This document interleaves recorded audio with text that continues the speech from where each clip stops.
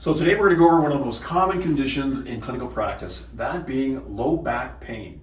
The important point here is that have an understanding the low back does not act in isolation. We have to consider the hips, strength, mobility, muscle imbalances, even restrictions farther down the leg, and we're one kinetic chain, so anything that happens in the ankle, the knee, all the way up through the core is going to affect the low back. So there's some really important things here. As the most common condition, we will obviously go through really good orthopedic and neurological examinations, but we'll also consider a lot of lifestyle problems. Is the person overweight? Do they have a bad diet? Are they under a lot of stress? And these are really, really important factors if we're ever going to help the person get over this. And they have to take control themselves of the situation. They have to be dedicated to doing the exercises, showing up for appointments. This is a condition that destroys people's lives. It just basically takes away a lot of the joy in someone's life because they no longer follow their dreams. They no longer, they're not passionate about things in life. If you can get them back on track, wow, you can do so much for that person. So let's start with some of the most common myofascial restrictions that we'll see. First one being hamstrings. Nikki's favorite. Mm-hmm. Yeah. Okay. So we're going to get on here. Quite often we'll find people, obviously we've gone through good orthopedic analysis, and for some people, they may be able to bring their leg up about this far, and they'll have pain shooting down the leg. That's a different story. Then we're dealing with discs and other problems there. But if we're dealing with probably facet joint, lumbar spine, a number of things there, hamstrings are commonly involved. Mm-hmm. Tight hamstrings, you end up having anterior pain in here. Basically takes the whole pelvis, brings it back, flattens out the lumbar spine, and they lose their shock absorption capacity. So this is really important that we actually lengthen the hamstrings. You're doing okay there? Oh yeah, it's actually not that bad. Yeah. Okay, I'll just bring it up here a little bit. Oh. Okay, so slow breaths, breathe in and let it out. Good. Excellent. And again. And just a little bit of circumduction here. You doing okay? Mm-hmm. So when you get the circumduction in here, you can actually separate different layers of the hamstrings here between the semimembranosus, semitendinosus, and biceps femoris. And it's a really effective way to get different layers of tissue gliding over one another. And when you start introducing changes in your breath, slowing it down, you're going to tap into the parasympathetic nervous system. Consequently, things will release so much faster. So we would actually consider, even though it's low back pain, I would analyze the lower extremity. I'd get onto the calf muscles, tibialis anterior, peroneals. Even look at the foot biomechanics. Do a gait analysis. Look at all of these things. I'm going to get you to actually turn on your side, face over. So one of the most important things too is the hip flexors. You okay with me getting in there? Oh yeah. Okay, I'm going to get you to basically bring your leg back and this back at the same time, okay? Yep. So bring this in. Okay, 1 sec here. Okay, bring it back. Same time. Feeling pretty tight? Okay, you're doing good there. Let's have you breathe through your nose. Really good. Hold it and back. Just gonna move over a little bit. Feeling a little bit of a pulse there. Take it back. Doing okay? Mm-hmm. Good. And again.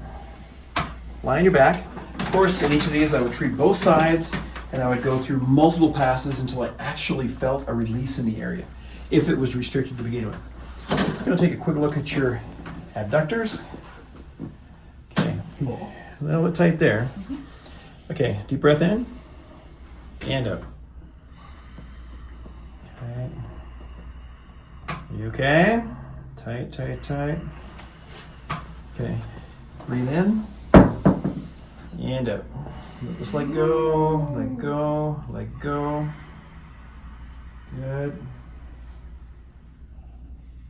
Breath in and out. Good. Excellent.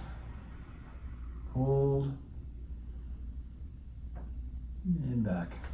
You could really feel that muscle softening, Yeah. actually. Yeah. Comes to low back pain, this is so important because this is the antagonist to your glutes, and your glutes are going to control the stability of the hip and the low back.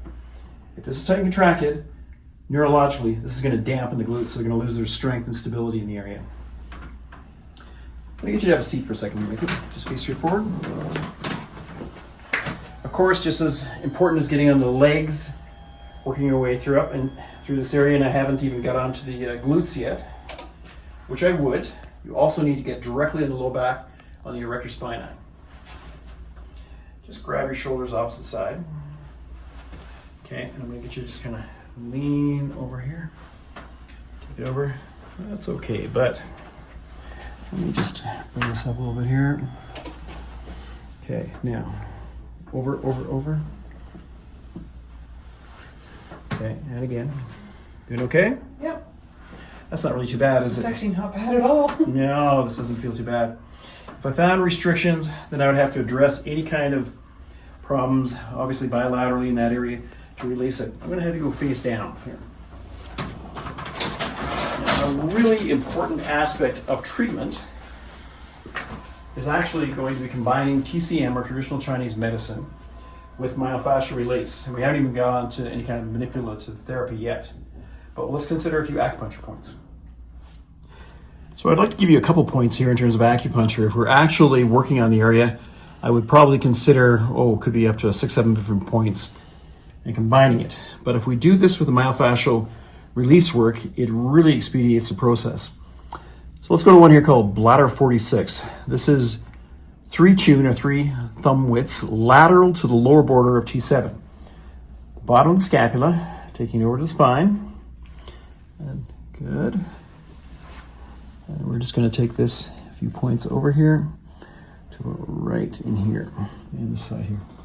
How are we doing there, Mickey? Feeling that quite a bit? Oh my goodness, yeah. Yeah, so we'd actually want to get in there and work these areas out for, could be 1 to 3 minutes until it actually lets go a bit. Good.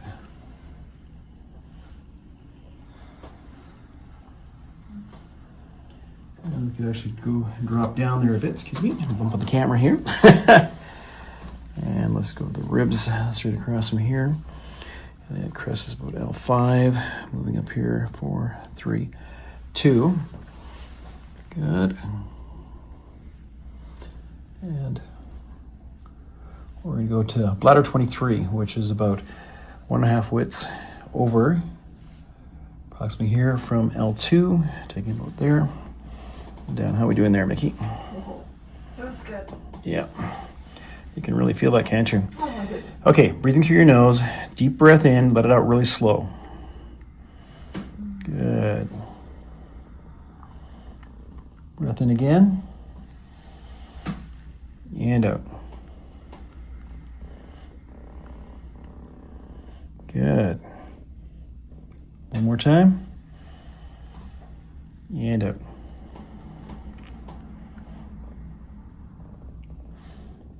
Excellent. And of course, after we actually deal with the myofascial restrictions, we have to consider anything where there's an osseous restriction. So let's just start in the thoracic spine. Mickey, I'm going to grab your shoulders here. And then we'll help it down. Down here is there, not too bad. Good. And one more time. That'll actually have quite an effect on the area. Compensations are very common in the thoracic spine from lumbar pain. Turn on your side towards me.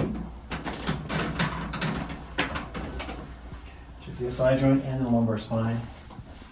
See if we have any restrictions. Actually, lumbar spine feels really good. SI joint here, but we check it, and if there is any restriction, release those restrictions.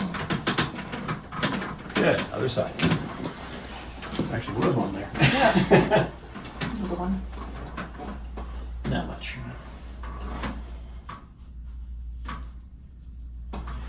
Let's drop down.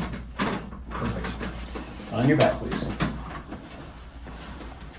And of course, we'd have to see whether or not we have any problems with the hips. We don't. Great mobility. No problem there. Good. So it's not just one thing. Myofascial restrictions We can address it in several ways. Either through pin and stretch, we can use a combination of acupuncture, acupressure points, osseous manipulation, and these are really, really important areas. Mickey, why don't you have a seat for a second? Why don't we talk a little bit about exercise and how important it is mobility, strength, balance, and proprioception. Yeah, mobility is, I found, with somebody who suffered from disc injuries in the past, I always go back to the cat-cow. Right. That is always my number one, but I really hold the cat-cow. It's not a quick just going through, and I really like to do the holding of the cat, holding of the cow, focusing on my breathing. I find that really, really helps me out. And not moving into any position that's going to cause any kind of stress. So pain-free ranges of motion. Pain-free ranges of motion. So oftentimes you're going to figure out that if I bend forward, that hurts. If I bend back, that hurts. If I go left, if I go right, figure out which part of the back is hurting you the most. You're not trying to specifically avoid it and never touch it, but you want to go within pain-free ranges of motions when doing these exercises. Pelvic tilts also help as well. Doing slight rotations, I find that really helped out my back too. Your subacute chronic phase, so when you're moving out of the acute phase, core stability, real core stability, not sit-ups, but your actual core is what you really want to work on. Right, and you make a really good point here too. I'll actually add links to all those exercise videos in here, but we can all either be flexion or extension intolerant. Yes. So for some people, they'll have exactly the same symptoms, and yet if they do a particular group of exercises, we will find that it causes major problems as compared to another group. So I'm going to put a video on that and actually a link to a blog about this, because I think this is a really important issue. Yeah, definitely. All these things are really, really helpful, and the nice thing is there's a silver lining. There really is. It's, you don't have to live with back pain. I'm somebody who can attest to that from doing manipulations, manual therapies. I have thrown everything I have at it, and I continue to throw everything at it to this day because I don't want it coming back. Precisely. So this is really powerful work, and a lot of times people think they're stuck in a mode where they're never going to see any relief whatsoever, and this is going to destroy their life. It doesn't have to.